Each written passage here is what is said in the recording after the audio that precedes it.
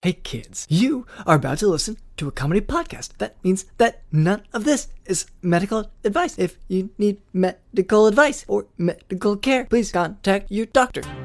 Welcome to the Jock Doc podcast featuring Dr. London Smith. Take a seat and the doctor will be with you shortly. Introducing your host, Dr. London Smith. Hello, and welcome to the Jock Doc podcast, where we discuss fitness and health and how to incorporate our modern understanding of science and medicine into our daily lives, but without it being so boring. I'm your host, drlondonsmith.com. I'd like to begin by apologizing to our listeners.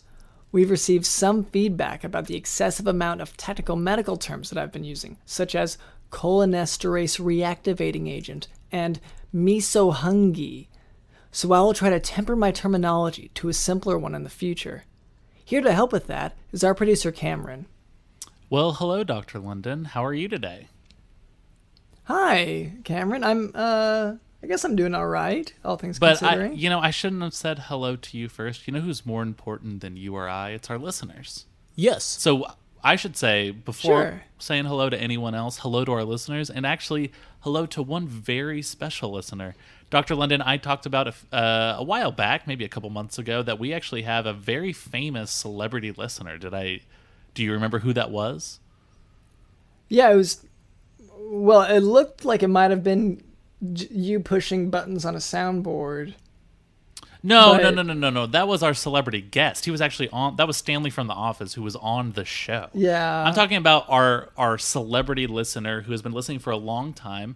It's our good friend David Blaine. And I just want to talk to our celebrity listener, David Blaine. Please return my shoes and socks. Please, please, please return my shoes and socks. It was very funny when you made them disappear. But I need them to get around, and I'm stepping on a lot of debris, and I'm stepping on a lot of old cans. And so I just really, if I could just get my shoes and socks back, I would really, really appreciate that. Back to you, Dr. London.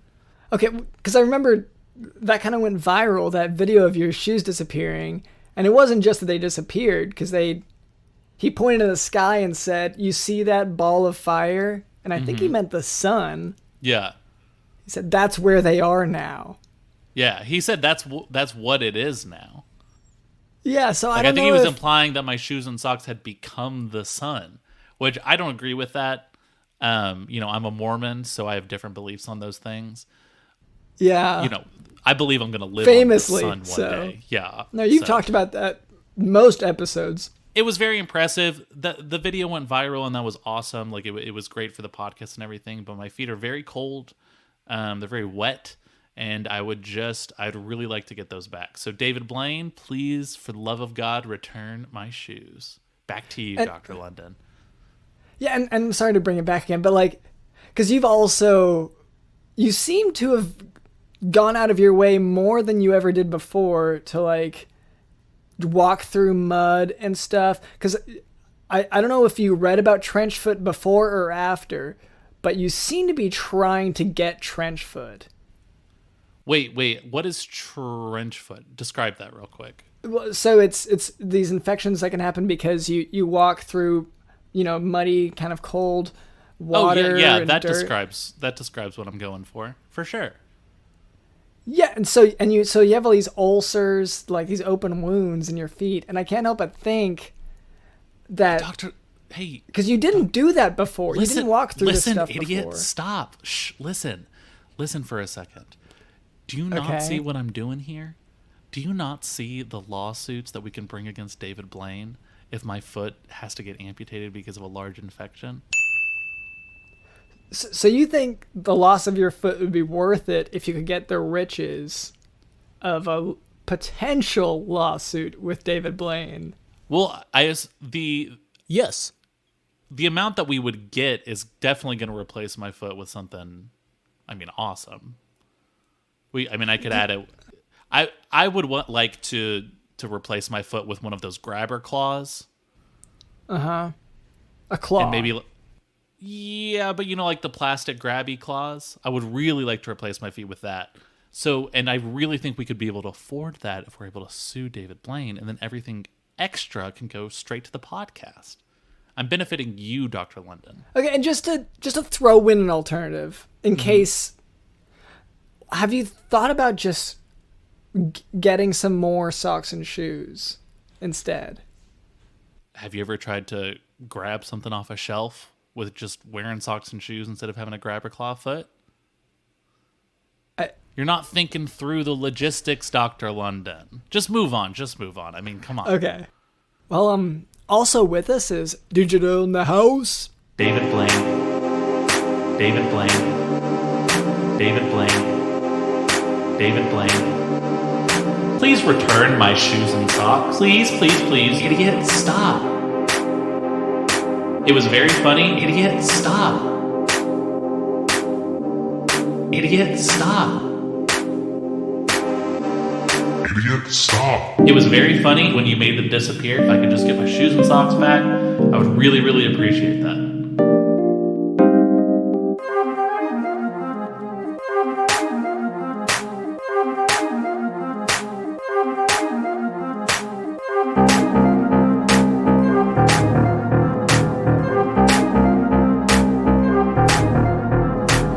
I'm stepping on debris and old cans. I'm stepping on debris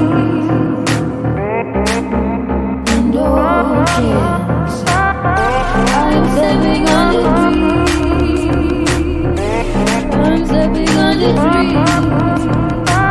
And later, Cameron tells me that we can expect a special wise guest. Is that what you said? That is right, Dr. London. Possibly the Wow. wisest guest we've had. Wow, all right. So our listeners can again- look forward to that. I'm going to stress, just because our guest is an extremely wise person, it does not mean that it's Shaquille O'Neal. Dr. London, it's not Okay. Shaquille... Oh, my Well, God. the way you're saying it, though. It's not Shaquille O'Neal. I know in your face when we get to the guest portion, you're going to say, you know who's really wise, who the guest Well, probably it's just- is Shaquille O'Neal. And it's just... Well, it's the man most known for his wisdom. Reach that's out to him how- if you want him on the show. If I could get him, I would. But you are going to have to reach out for him if this is what you need. The man most renowned for wisdom in the current age, and maybe in any age before. So, yeah, I'm sorry if every time you say, oh, we're going to have this most wise person you've ever known appear on the podcast. Yeah, sometimes I think it's going to be Shaq, and I don't think that that's bad. Nope. Does that sound bad? It's not bad. It's not unreasonable. It's actually really understandable. But it breaks my heart, Dr. London, to see your face crushed week in and week out for these last 4, 5, 6 weeks now. Yeah. It breaks my heart. Anyway, before we move on, I would like to address a bit of listener feedback. I found this note spray painted onto the curtains of my house. The note reads, quote, "Those punks down at Home Depot are going to be sorry they denied a refund to me. So what if I bought it 3 years ago? A deal is a deal," end quote. So first of all, I would like to thank you so much for your insightful question here on the Jock Dog podcast. To answer your question, so return policies actually, they vary between businesses. But because that business is a privately owned one, they do unfortunately have the right to deny your refund after 3 years, or it really just depends on their policy. What's your return policy, Dr. Linden, for your patients? When can my patients be returned? Is that what you're asking? No. What's your return policy? Like, let's say a patient came in for a flu shot, and then 3 months later they get the flu and they want to return the flu shot, get a refund. Well, What's your policy? They wouldn't be able to return the shot because by that point their body has already formed the antibodies. So you just don't even they've used it. You just don't even agree with the customer is always right. Actually treating the customer with respect and honoring that a deal is a deal. That just is foreign to you. Well, it's just that they can't. No wonder this listener, wrote this story into you about how awful Home Depot's acting. You're acting the same way with your patients. Yes. I just so they even if the hypothetical situation existed where, let's say, they had the the syringe and they had the flu shot receipt and everything, they wouldn't have the flu shot itself because it's already been incorporated into their immune system. And because you don't have any respect for the customer. You just see them as a mark. I don't think that I see them in that way, but every time a patient walks into your doctor's office, you start doing this, and the listener can't see this right now, but he's rubbing his hands going, ooh, baby. And I've seen it in person. Okay. Well, in any case, so to our listeners, maybe if we could try getting a few more medical questions in the future. This one in particular seems really directed towards Home Depot. And we're more of a medical education podcast. So that's, to me, right, that... But he's criticizing your return policy. Okay, by using his example at Home Depot. Like, this is an example of poor customer service. You're giving me the same terrible customer service because I'm trying to get a refund on the prostate exam that you had given me the other day, and I didn't feel it was everything that I'd paid for. Right, and I guess so. Some businesses will have a sign up that says, complete satisfaction or your money back, that kind of thing. We don't have those signs up usually. Because you're a terrible operation and you hate your customers. Because patients are customers. That's what you call them. Well, usually, in any case, we can go ahead and move on from there. Now for today's medical topic, spontaneous pneumothorax. A pneumothorax is defined as air in the normally airless pleural space, which is the space between the tissues that line the lungs and the chest. So in other words, air gets trapped just outside the lungs, which gives the lungs less room to expand and fill with air. A spontaneous pneumothorax is when this space is created without any trauma. So there are two types of spontaneous pneumothorax. There's primary and secondary. A primary spontaneous pneumothorax... Wait. Hold on. You're able to create this space in your body without trauma? Well, it's not so much an ability as a pathology. Like, it's a bad thing when it happens. Right. Well, the space already exists. It's just an expansion within that space. Okay. So it's fine that every breath I take is traumatic. No, well, no, you're describing it's painful every time you breathe? Yeah, and then in the future, I'll have flashbacks to every single breath I've ever had. Wait, when you say in the future...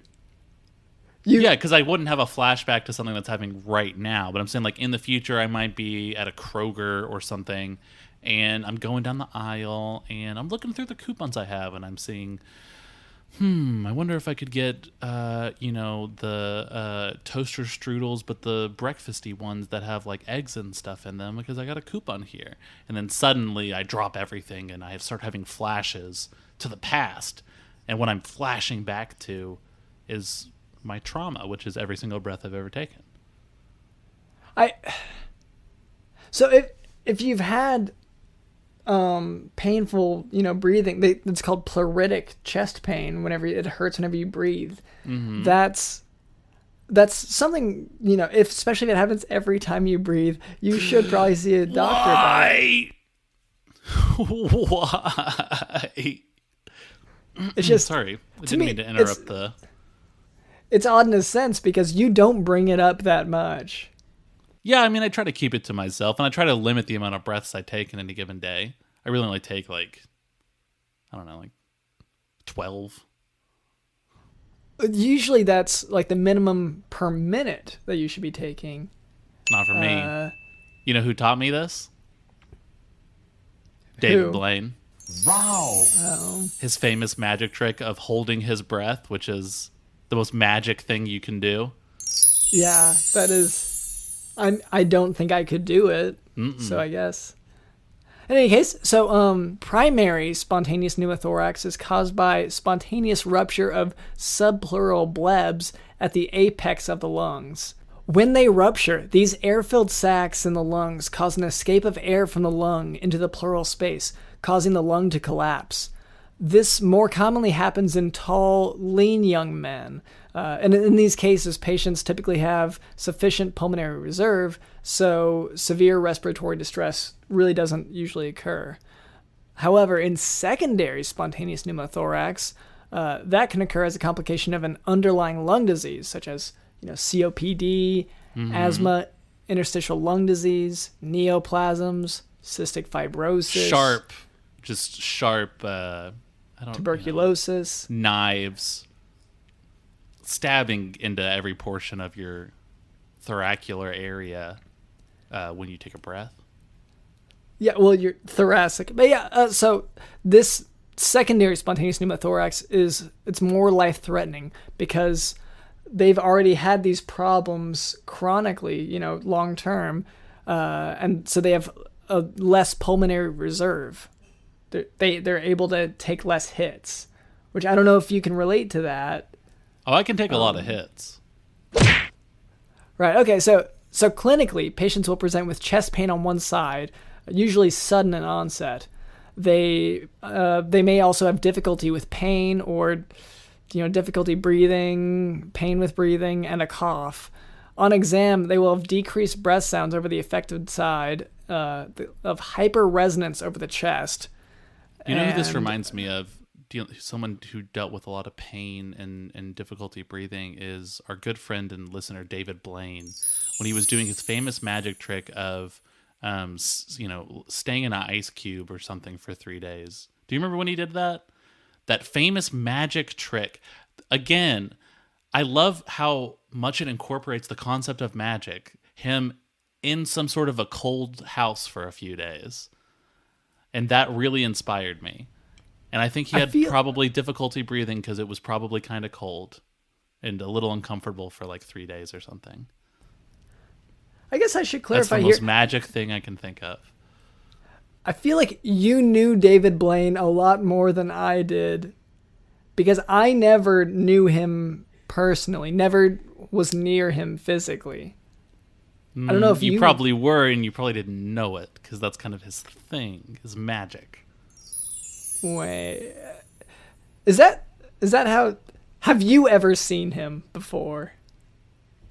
No, I mean no one's seen like David Blaine. It's more he kind of floats from building to building and house to house and city to city, wreaking havoc and doing his tricks. He takes on forms of different kind of people sometime and creatures and whatnot. Maybe it might be a wise owl or something, but I feel like you're implying a lot about his powers. So not every phenomenon in life that's difficult to explain is David Blaine. I should clarify that now. Like a spontaneous pneumothorax, for instance, not necessarily going to be a David Blaine. Okay, cause. So you're saying like the loss of my shoes and socks might be related to something else, even though David Blaine is famous for making things disappear, and that video went viral.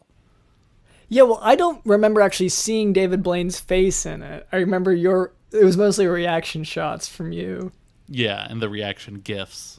It was mostly the GIFs that went viral, I guess. Yeah. All right. Well, so anyway, to go back a little bit to the clinical presentation, on exam, patients with spontaneous pneumothorax, they'll have decreased breath sound on the affected side, hyperresonance over the chest, decreased or absent tactile fremitus on the affected side, and a mediastinal shift towards the side of pneumothorax on imaging. And that's in contrast to tension pneumothorax, where the mediastinal shift will be away from the pneumothorax on imaging. Chest x-ray confirms the diagnosis of spontaneous pneumothorax. That'll show the visceral pleural line. Treatment of primary spontaneous pneumothorax in mild cases is pretty much simply observation and maybe a small chest tube with a one-way valve. And that's to let the air escape from the lungs, from that extra Just space. like when David Blaine himself escapes from the chains that he put on himself when he hung upside down that one time or something. Yeah. And so if the primary spontaneous pneumothorax is larger, or if the patient is more symptomatic, you can give them, supplemental oxygen along with needle aspiration or chest tube insertion to allow air to be released and for the lung to, consequently re-expand. Treatment of secondary spontaneous pneumothorax is focused mainly on treating the underlying condition. Like I said, that's COPD, asthma, that kind of thing. Mm-hmm. Oh, no, I know. You don't need to tell me any of this stuff. I experience it now. The treatment of it. Yeah, just all of it. Everything you were saying. Yeah. All the stuff about David Blaine and the ice box and the holding your breath. I've got all of it right here. For the listener, I'm pointing to my brain. Well, he tried to point to his Anyway, we can move on from there if as long as you understand. Yeah, sure. Okay. All right, Cameron, you said that we had a guest today, someone who's more wise than Shaq, apparently. More wise than Shaq, and even more wise than Shaq +1. Is that whenever he went to a party, or is that the band? Is that the Christian contemporary music band from like 1998? Yeah, or is it the one that was at the party? He's more wise than Shaquille O'Neal combined with the members of the Christian contemporary boy band +1. And that's our guest today. Wow. Welcome. All right. Oh, I want to thank you for having me. Yeah. So my name is drlondonsmith.com, and this is our producer, Cameron. And what was your name? I am Pylox the Elder. I'm a village elder by trade. Oh, Pylox the Elder. You're a village elder by trade. Is that something you were born into? Was your father an elder? Grandfather trade an school? Elder? I aged directly into it. I was born Pylox the Younger, and then I became an elder after quite some time and study. Okay. I do want to thank you. I do want to thank you for having these torch holders here, right in your chairs, for me to place my torch. Yeah, it holds it right there, nice and what snug. they're there for. I'm actually surprised more guests haven't used those. I thought Stanley from The Office, when he came on the show, was going to use the torch holder, and he didn't touch it at all. So I thank you. I mean, you said Pylox? Yes, Pylox. Like Clorox. Where does that name come from? What is that? Does that mean anything, or is that just, do you know? Yes, I was found in a pile of leaves outside of a hut just on the outskirts of the wilderness. Okay. Oh, wow. So you were just found by someone who just kind of just thought of the first thing that popped into their head, huh? And they it were wasn't like, I guess leaves. that's what his name is. It was pile. Yeah. Yeah, they stuck with pile, not with the leaf portion. That's really The structure. interesting. Well, Not So what what are the structure was made of. in my culture, a pile is sacred, while we avoid leaves. They are forbidden. But the pile is really sacred, so we emphasize that. Okay. And speaking of your culture, if I may ask, what is your culture? Well, mainly our culture is passed down from the elders to our children, and we mainly do this by standing around in circles around blazing huge conflagrations of fire and chanting all night. Okay. Wow. So that's so when we ask like what culture, like there's not a name for your culture, it's just y'all stand around a fire? Or a place. It's called the Elder Order.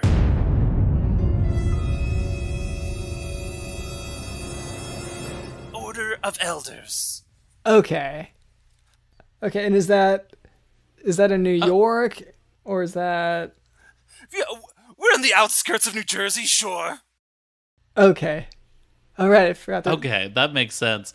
So I want to ask, you talk about like it's the Society of Elders, so you're not the only elder. Is pretty much everyone in this culture an elder? In my culture, I am one of the elders, and there's youngers who are around and they're there, but we pass down our culture to them. And the youngers are basically future elders. If they're lucky. What's the alternative? Yeah, what can a younger grow into that's not an elder? A pile? We lose many of them when if they go on their vision quests out into the wilderness of the outskirts of New Jersey. Okay. New Jersey and so Shore. if they make New it Jersey back from their Shore. vision quest, they're promoted to elder. Right. I kind of like the society because I like elder typically implies, with a select group of people who are making important decisions. But I like this type of society where just everyone's an elder or on their way to be an elder, and you just kind of rotate them in and out. That's pretty appealing to me. As a person who has tried to receive, eldership and sort of leadership positions throughout my life, and everyone's saying like, no, we don't trust you to take care of things. We don't trust you to make decisions and put that down. It's kind of interesting and reassuring to hear there's a place out there that might appeal to me, honestly. Especially I'd be interested in moving to your fire. society.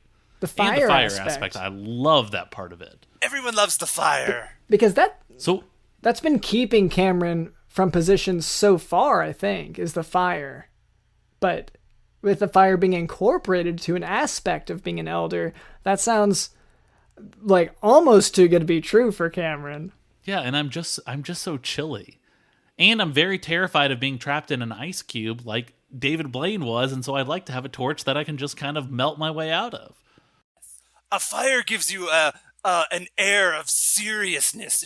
If you put it down below you and it lights up your face, people really listen and hone in on what you're getting at. That's why I carry my Wow. torch with me everywhere. Yeah, that is a excellent point. People do not listen to me or respect me, and I feel like if I was constantly shooting flames out as I spoke, people would have to listen and have to respect. I'm going to go ahead and put my diet slice down into the other torch holder on the other side of this chair. Yeah, go ahead. It's the perfect size for it. Yeah, it seems odd to put a drink in one of the torch holders, but I guess... Yeah, Or to have like, a diet slice that's the same shape as a torch, but... Yes, if it works, it works. That's one of the sayings of my culture. your culture. It's just, if Yes. it works, it works. Y'all take just the methodology of, you don't have to do it right. It's just, if it ain't broke, don't fix it. So in your culture, you talked about going on a vision quest, which sounds like returning from a vision quest sounds like the prerequisite to becoming an elder, aside from age. So Right. what... I wouldn't What make does this age an consist of? aside. That would be the main issue, the main carrier to be an elder. But yes, Because to me, if it sounds like if you survive for long enough, you will become an elder, except if you go on a vision quest and you don't return. So Yes. I'm wondering what does a vision quest consist of? How does that... Yeah, like what's so dangerous about it? Why are half or a number of the people not returning? I can only tell you about what happened on my vision quest. I mean, Please, I'd because love to hear that. we don't really know, in fact, what happens to the ones who don't return because they don't come back to tell their tale. But Oh, my that's right. vision, It'd be rude to try to assume. yes, You know what they say about assuming?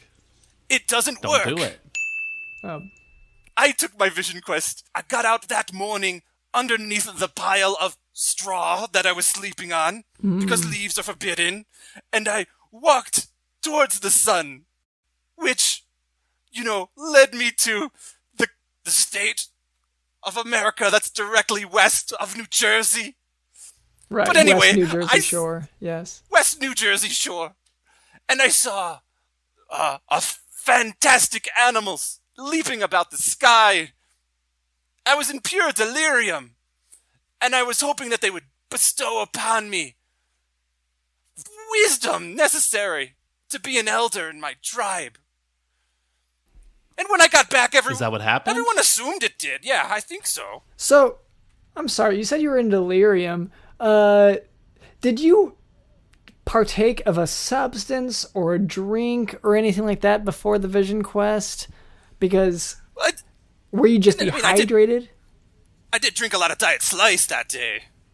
Okay, so you were well hydrated. Yes. Yeah, Yes. it sounds like is the diet slice thing, is that specific to you? Is that your taste, or is that what everyone drinks before these vision quests and just in general in your society? Well, we have a vending machine, and it's a slice vending machine. I prefer Diet Slice. Mm-hmm. That's mainly how that shakes out. You shouldn't shake a machine. That doesn't work.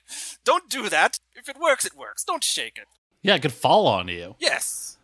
So I want to ask Pylox, sir. So first of all, I want to ask what brings you here today? Is there any specific reason here today? Well, in this modern world, people get so swept up in their tablets that they have. I assume they're tablets. I don't know what they are, Yeah. but they're like cruising down a creek without a canoe. And that's how we say in my culture. But I just want to offer them the kind of the wisdom and the teachings of that a more ancient culture might have for you people. Like, for example, robes are the perfect clothing that you should be wearing more often. They're so comfortable. They're the perfect garment, really. Okay. So, So is that the only reason to wear a robe, is just comfort? I think it gives you an air of like seriousness and superiority when it doesn't make it look like you're about to take a shower or something. so when I walk outside, Yeah, that's true. And hold on, London. Not only does it give you an air of seriousness, but it also allows a nice airflow to your undergarment area. but Keeps you close to the spirits. when I walk outside and I'm wearing only a robe and it blows open and I get this airflow and I don't know, whatever spirits greeting me, whatever, the sound of heckling from all around from the neighbors, it hasn't sounded like respect. It has sounded very critical of, my. Well, it sounds like you're in the wrong society, London. I mean, are people's robes blowing open and up and all the time over in where you're from? Oh, it definitely happens. I mean, that's one of the main problems with robes, and especially since my culture has not developed the ability to cinch robes closed Oh. with like a Okay. smaller kind of rope-like robe. You know what I mean? Yeah, like a belt. It's Yeah. theoretical. Is that word not mean anything to you? It is. Yes, it is only theoretical in my culture. Ah, that's I'm tough. sorry. But in your culture, you have rope. We have rope, of course. But- how else would we drag our young children out from piles when they go scurrying about? Right.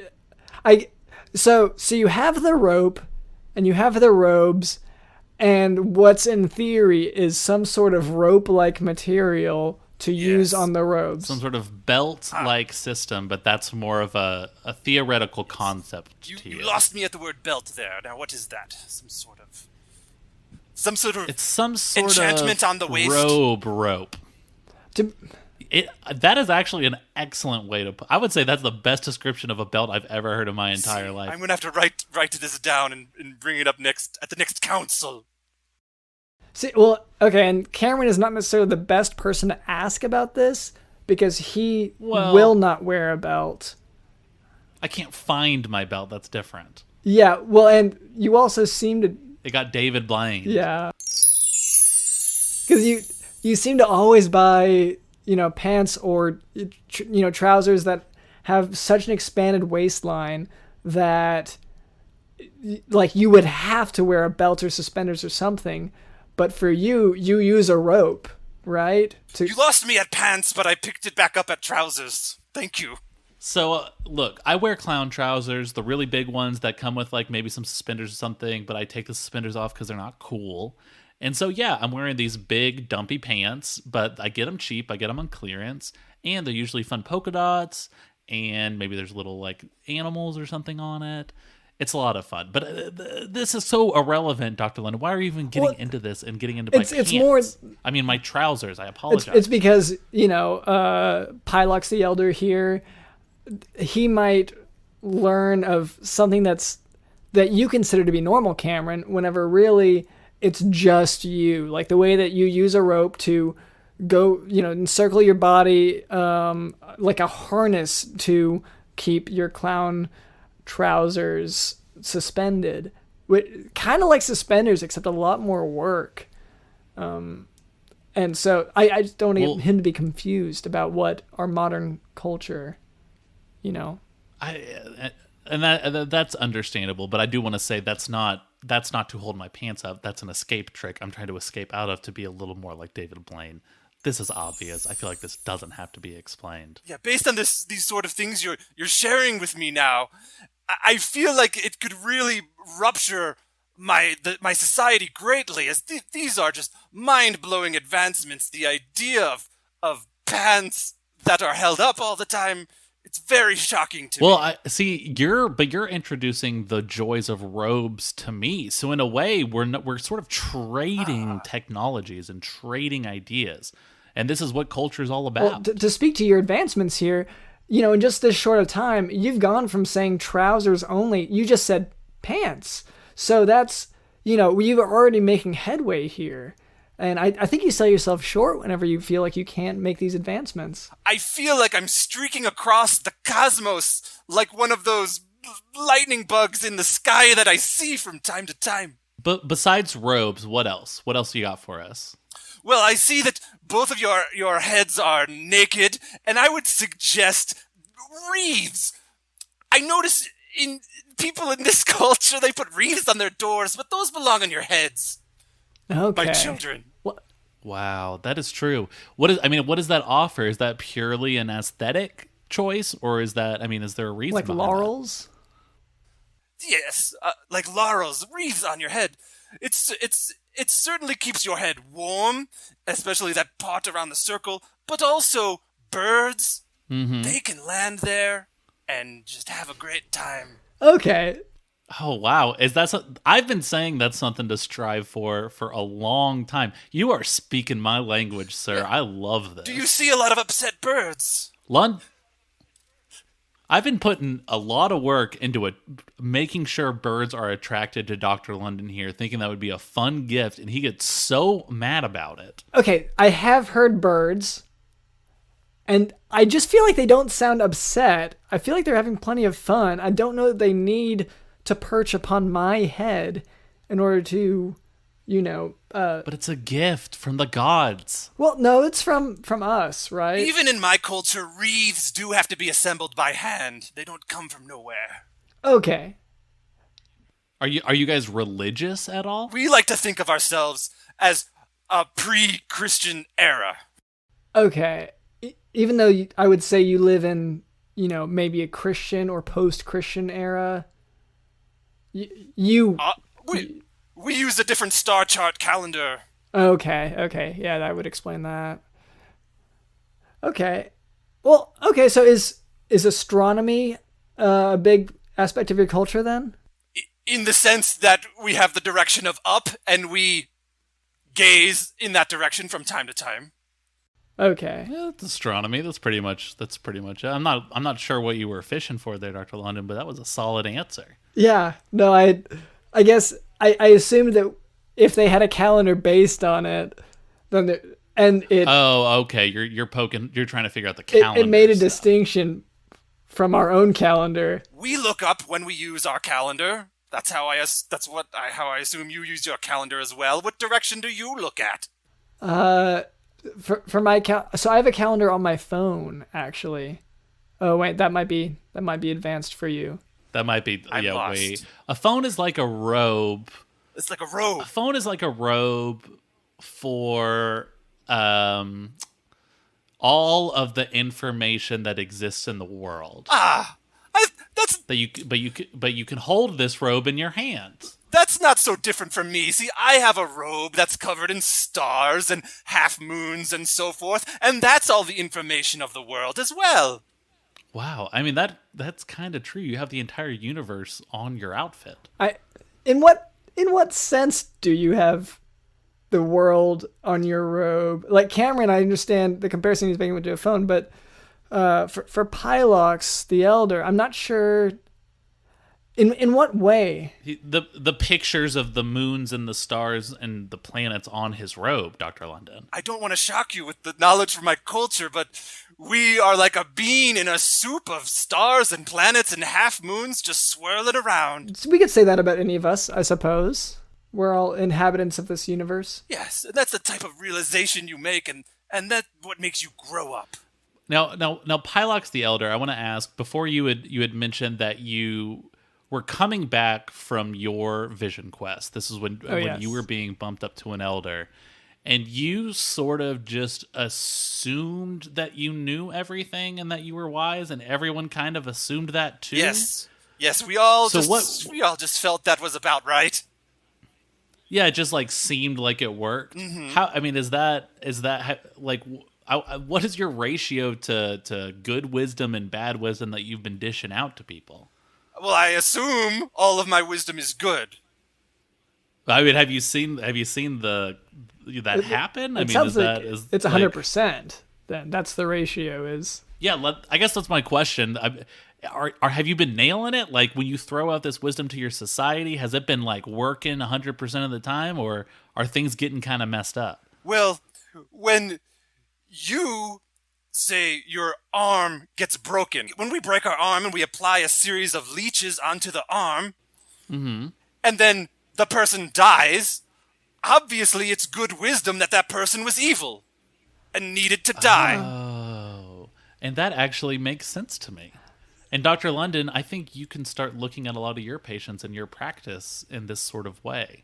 So If people come in with like a terminal illness, instead of saying, "Oh, how can I fix them?" why not tell them, obviously you have an evil inside you. So And you need to be gone from this earth. Vanished. for starters, that leeches aren't usually the traditional treatment for, an arm injury, unless it's, there are a few exceptions, a few sort of odd things, but generally, Your use of the word traditional there is inaccurate, I can tell you for sure. It is the traditional treatment. Yeah, that is absolutely true. I would say, Dr. London, you are not the expert on what is and is not traditional here. Okay. Well, You're just the nerd. just for the listeners, if you have an arm bleeding out or something, you don't apply leeches because there's already hemorrhaging and you don't want them to suck the blood even more. That's what they need, is to stop the bleeding. You're misunderstanding the entire point, Dr. London. That these people are passing away and getting injured because that is who they are, and it was the wise decision brought onto them to allow them to die. Is that about right? That sounds right to me, yes. And again, you don't know 100% because, you just assuming that you're super wise. I don't know percents.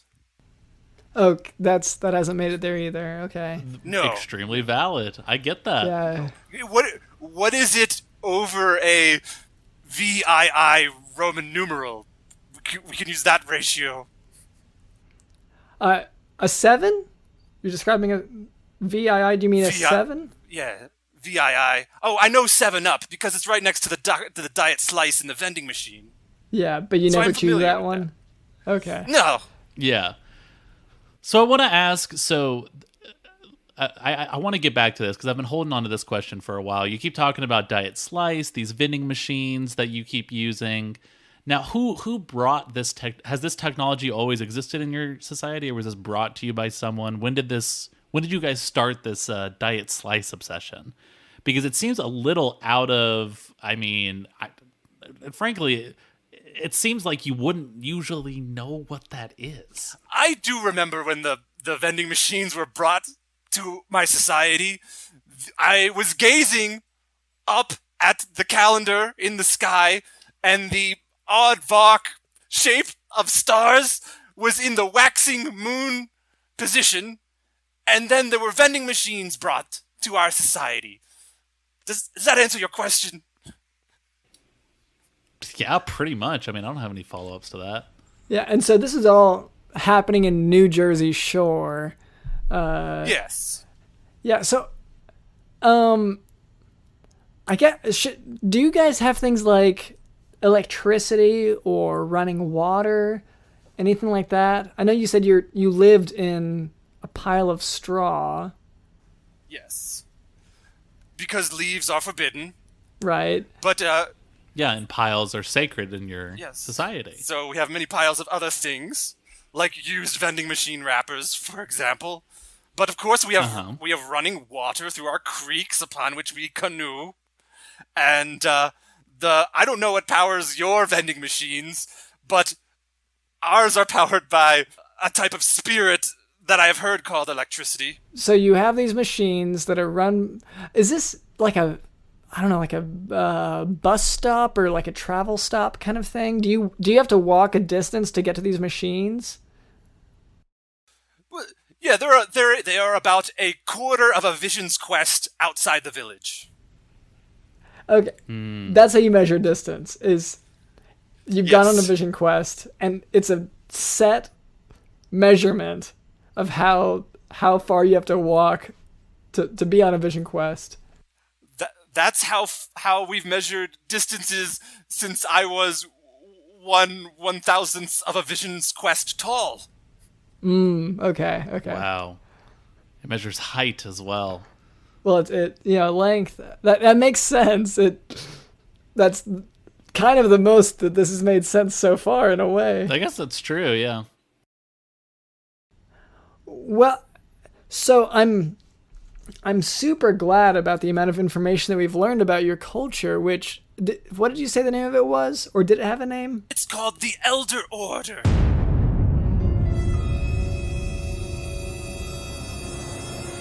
Order of Elders. Okay, just in order of it's not a particular one. Look, I don't want to cut things off early here, but we unfortunately have these chores to do. Oh, yeah. Thank you for reminding me, Dr. Lennon. We do have to get to this. All right. Gosh, I hate doing these chores. They just... To catch some of our listeners up, we've had to do this for the last few weeks. We've had a to-do list that's a mile long that's been building up all year. Over a year now. Coronavirus is... How long is a mile in vision quests? Oh, man. I would say... I mean, at least like is that probably a half a vision quest, or do you think that's like a double vision quest? Yeah, that sounds like a double vision quest. Yeah, that amount that we haven't specified. So yes. Anyway, it's probably a double vision quest, and so we've had this list of double vision quests long. And it's been building up, and it's been really frustrating. So we finally organized into a chore wheel. We're knocking off. We're trying to check off everything that we need to get done. So DJ Dylan, can you just go ahead and spin our chore wheel, and we can just figure out what we got to do today? Yes. All right. It says, oh gosh, I did not want to have to deal with this one. It says, well, it's a letter from the mayor, actually. So the mayor contacted us. God, I mean, it was about 6 months ago. Thank God the Olympics were canceled because this was supposed to be for the Olympics. Oh. The mayor has contacted us about creating an entirely new sport from the ground up, one rule at a time. Yeah. That we've got to come up with, and once we figure it out, it's going to be an Olympic sport, and whoever is the winner of this sport is going to be on Wheaties, the Wheaties box. And so this is very important. This is a huge deal. It's a huge undertaking, but we're going to have to handle this right now. Pylox the Elder, you're a very wise man. Will you be able to help us right now? Now, I know sports might be a foreign concept to you, but have you guys ever played any fun games or anything in your society? No, I think I am familiar with this concept. We mainly focus vigorous activity in our elbows. Okay, so that gives us a starting point. Yeah, I feel like this is something that we can really work with. Okay, so it's an elbow-based sport. It's an elbow-based sport. Is this going to be a team sport or an individual sport? Well, to start out with, I say... Okay. Oh, go ahead. Well, I was going to say, like, maybe the way that we we can work together some, but also, maybe in order. So Pylox the Elder just went first. He'd said it should be elbow-based sport. And so maybe Cameron, if you want to add the next detail of the sport, and maybe if we do it this way, it'll feel like less work. Because that's what I'm thinking here, is it's so much work. I agree. That makes the most sense to me. So we're going to go one at a time. We're going to come up with, I don't know, however many rules until we finally get this sport. Yeah, because the mayor has been on our backs. He has been on our backs about this.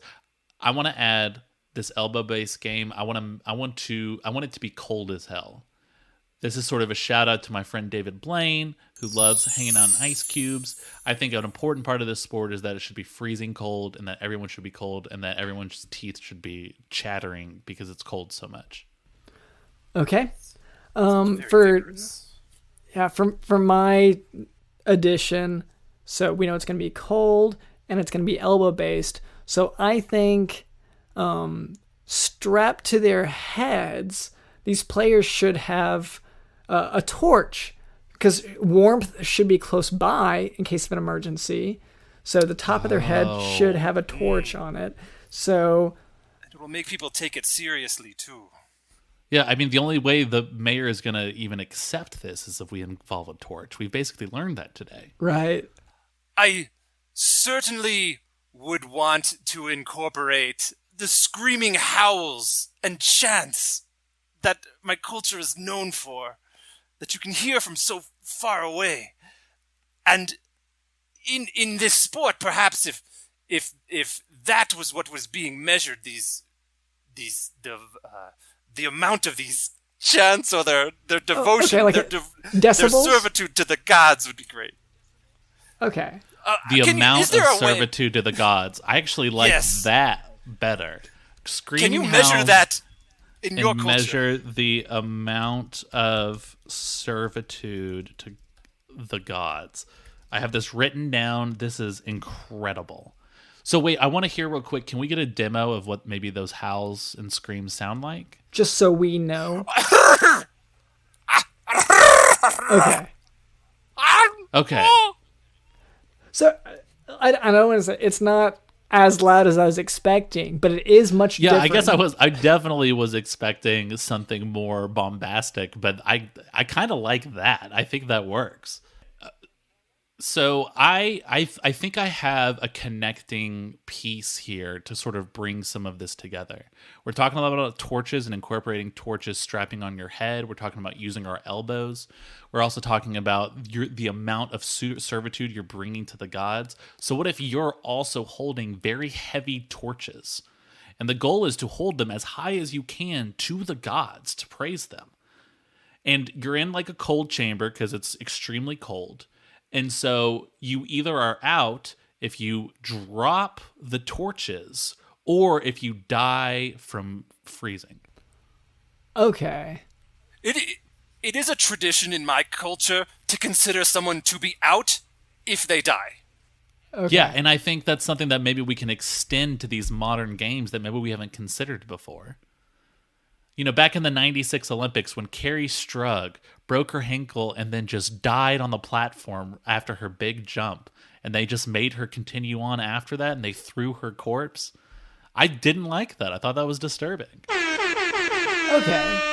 That's a fair approach. So, okay, so far we have, once again, so at the end of the day, this will need to be elbow-based. So I'm going to try to bring that in a little bit. We have torch. Well, I was hoping that holding the torches at sort of a 90-degree L angle would put an emphasis on elbow strength. Okay. So I was going to say, okay, elbow-wise, it needs to be an elbow-based sport. So even though the measurement of how much you're winning is, the sound, the decibel, maybe... And the height of the torches. Right, and the height of the torches. So maybe your elbows, each side of them will have half of a a funnel. And if you put them together just so, then you'll have sort of a megaphone. And so the object would be to raise up the torches and incline your head so that you yell through the megaphone made by your elbows, and that way we would incorporate all aspects. I really like this. And another thing about this, if we're measuring from two different things, then it can sort of be judged like swimming or gymnastics where, one person can get the gold medal in the butterfly swim version versus freestyle or backstroke. So some people might get a gold medal in the voice versus the height of the torches. There's different ways versus like who is less frozen to death. Yeah, and actually, so we should cut it off. I think we've got the rules now because I would have... I want one more. Okay. I want one more from Pylox the Elder. From Pylox, the wise elder. Bring us home. We almost What got this. are the legs doing? That's what I was thinking the whole time. Ooh, yes. What are the legs doing? We've talked so much about trousers and robes today. Which I understand that you don't necessarily believe in all of those things. I'm lost at the mention of those, but I believe you if this is you're supposed to be doing this sport vigorously. Perhaps you're trying to melt the ice that you are standing upon and encased within, and if you are able to free yourself, then you are like freeing your spirit. Okay. So you're trapped in the moving. big ice, the big David Blaine ice cube. But part of the goal, so maybe part of the measurements. Okay, here we go. So the three ways that your points are being measured: decibels, height of torches that you're holding up, amount of water you've melted into a bucket. No, sorry, 4. No, sorry, you're right. The decibels. I was thinking of the funnel, the megaphone. Oh yeah, The that's part of appeasement the of- decibels. And all three of those equal appeasement to the gods. The appeasement to the gods. That is how you measure the appeasement to the gods. This was the answer to the question that we wondered. And of course, it is a really callback to the original Olympics, which were in Greece and with the Mount Olympus, the mountain of the gods, all of that. So this is really a good tie-in. And I'm sorry if you're not familiar. So now with that we culture. the last thing is we got to come up with a name. Okay. I say just keep it simple and call it ice torture, because people are gonna die, and they're trapped. Okay, I thought you meant torture spelled like a torch. So okay. Oh, yes, there it is. I was just thinking the word torture, but it's ice torch hyphen er. We should add one more word to that to incorporate the sound aspect, because we're already covering 2 rules. What if you don't add one more word? What if you just call it ice torture? Okay, so you have to yell it, or yeah, it's all caps. Can it be called ice scream torture? that is also very good. There we go. Okay, All caps, ice scream, scream torture. Okay. Wow. Thank you so yes, much. Thank you. So finally, we can knock that off of the list. I know, and because I feel relieved as well. you won't believe how many calls we've had from the mayor, from the mayor's commission, from the mayor's several subcommittees on this. They've been on us about this. Ugh. And we keep telling them, we are a medical education podcast. This is not what we do. But doesn't seem to make a difference at all. Tell that to the mayor, Yep. In any case, Pylox the Elder, I feel like, maybe it's about time to wrap things up. We've heard a lot of wisdom from you, or at least we've learned about your culture, which I think learning about other cultures is, a form of wisdom in general. It's always good to have empathy, understand what another person or culture, feels and understands. So, anyway, I don't know if Pylox the Elder, what if any of our listeners want to keep up with you in New Jersey Shore, find out what's been going on with you or anything you're interested in? Right. If you arrange your runes in such a way that it reads oozbear.com, it is an online platform. I've been told by the youngers some of these things, but it's an online platform for improv, and we have jams every Monday and Saturday. And I would give you the specific time of the day, but you may be using a different star chart calendar than I do. Right. Could you spell that out for us? It's OOZEBEAR.com. And in runes, it's squiggly line, mushroom, falcon, star, and then, of course, bear. All right, well, thank you so much to Pylox the Elder. To our listeners, you should go check out that website. I'm not sure that Pylox the Elder properly understands what that is. I am lost. Anyway, thank you to Pylox the Elder. Thank you to our producer Cameron. Thank you to Digital in the House.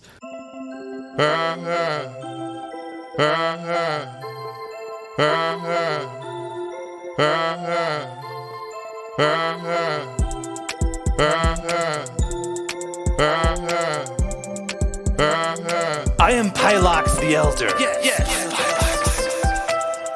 Village Elder by trade. I was born Pylox the Younger, and then I became an Elder after quite some time in study. It's called the Elder Order.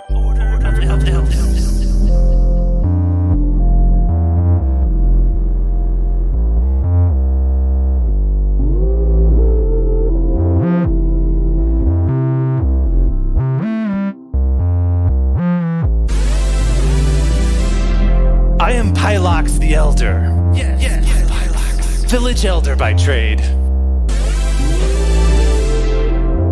Village Elder by trade.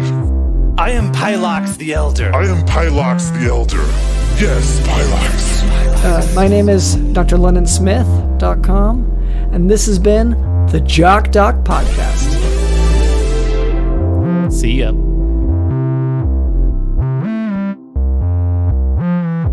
You spit the excess blood and the loose tooth from your mouth. So this is how it's gonna be. You crack your knuckles, then pop your neck first in one direction, then the other. You try to stay light on your feet as you back up, fists raised in front of your face, absolutely unwilling to be caught off guard this time. You run forward, first a little slow, then sprinting. But just as you pull back a fist to strike a blow, you feel the excruciating pain of the tree branch hitting you once again. Dazed on the ground, you look up at the low-hanging branch with envy. It must have heard about the mass deforestation taking place throughout the world, but somehow this tree was not at all intimidated by the prospect of a fight with a human. You decide not to pick any more fights with trees, because some battles just are not worth it. Speaking of a testimony to the greatness of nature's bounty, don't forget to leave a 5-star review of the Jock Doc podcast in which you share about your recent physical fights with inanimate enemies. And while you're at it, go ahead and share the Jock Doc podcast with a friend or foe. You can send them a link to your favorite episode, or just send them our handy website, jockdocpodcast.com. And don't forget to take a peek at our posts on social media. We are at Jock Doc Podcast. Thanks for listening.